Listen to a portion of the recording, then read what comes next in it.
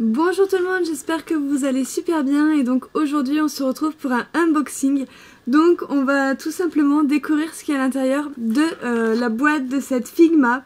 Donc c'est bien entendu la Figma que m'a offert Salvarion pour mon swap. Donc voilà, on est le 17 octobre, ça fait plus d'un mois déjà qu'on a ouvert le swap et j'ai toujours pas trouvé le temps pour ouvrir cette figurine. Et comme je n'avais pas trouvé de place pour l'exposer dans ma chambre, bah, du coup je l'ai laissé un petit peu dans la boîte et il est temps pour elle de sortir.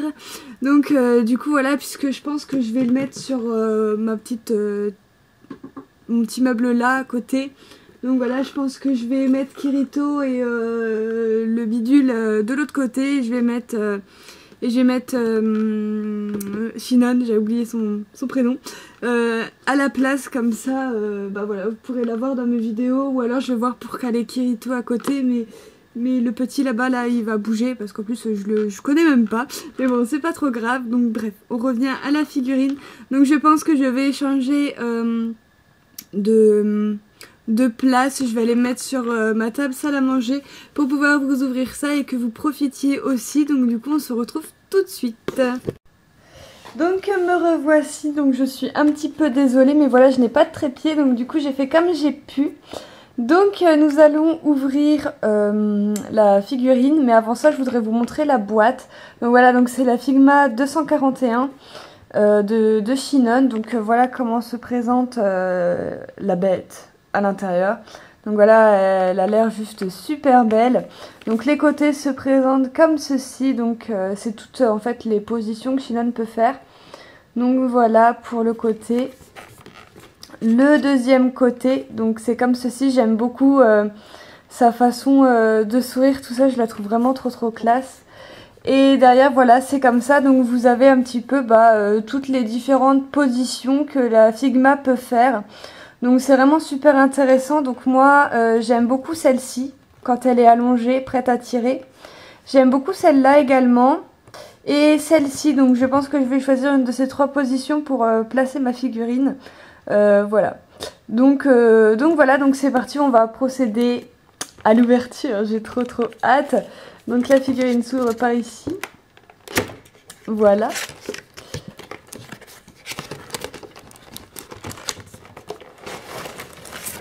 Donc voilà, donc ça se présente comme ceci. Donc il y a deux trucs. Ok, donc il y en a deux. Donc je pense qu'on va ouvrir déjà celui-là. Et c'est scotché de partout. Donc je me suis armée de mon cutter pour pouvoir tout ouvrir parce que c'est vraiment très bien scotché.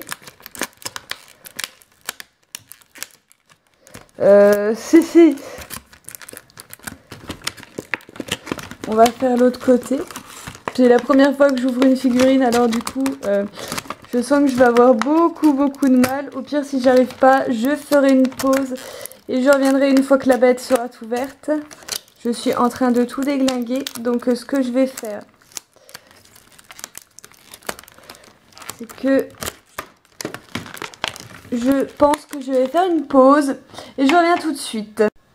Me revoilà, donc ça y est, j'ai réussi à ouvrir la bête. Je vois qu'il y a encore du scotch partout, donc je vais déjà prendre le truc un petit peu... Il y a tout qui s'en va. Youpi, elle a perdu un pied, donc voilà.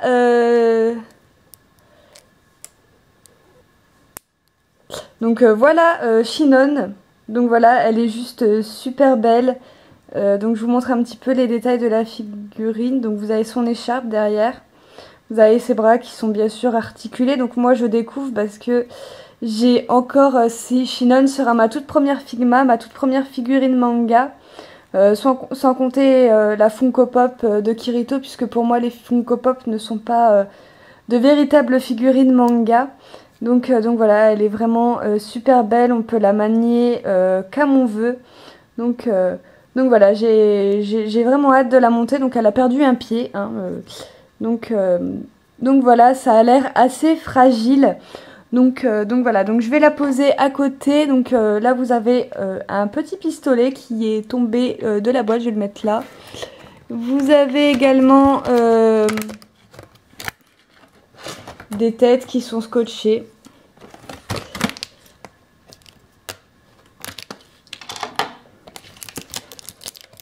Donc voici celle-ci.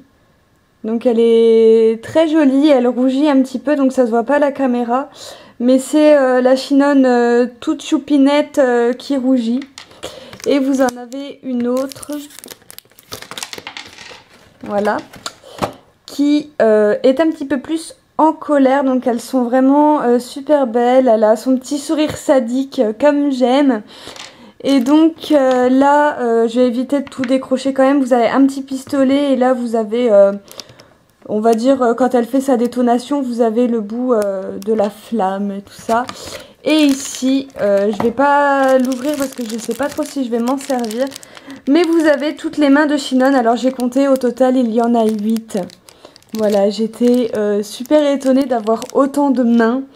Mais voilà, c'est tout aussi sympa. Donc voilà, plusieurs mains.